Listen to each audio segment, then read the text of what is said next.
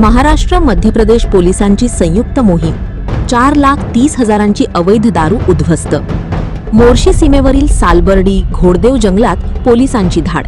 20 drum मोहाचा सडवा जागीच नष्ट। मोर्शी पोलिसांची मध्य प्रदेश पोलिसांच्या समन्वयाने आंतरराज्य सीमेवर मोठी कारवाई। सालबर्डी घोडदेव आणि झुंकार परिसरातील जंगल नाल्यांच्या काठावरील दारूचे अड्डे उद्ध्वस्त करण्यात आले आहेत। 20 ड्रम मोहाचा सडवा आणि दारू गाळण्याचे साहित्य मिळून 4,30,000चा मुद्देमाल केला नष्ट। पोलीस अधीक्षक निकेतन कदम यांच्या निर्देशानुसार दोन्ही राज्यांच्या पोलिसांचे संयुक्त ऑपरेशन।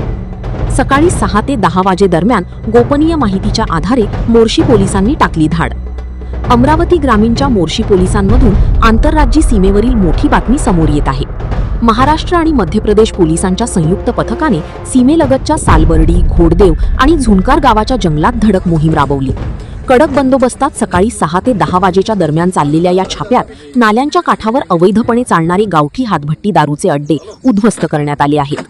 पोलिसांनी कारवाई दरम्यान अंदाजे 4 लाख रुपयांचा मोहाचा सडवा आणि दारू गाळण्याचे साहित्य असा एकूण 4,30,000 रुपयांचा मुद्देमाल जागीच नष्ट केला आहे।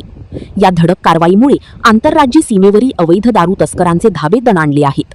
अमरावती माझा न्यूज, अनिल ठाकरे, मोर्शी।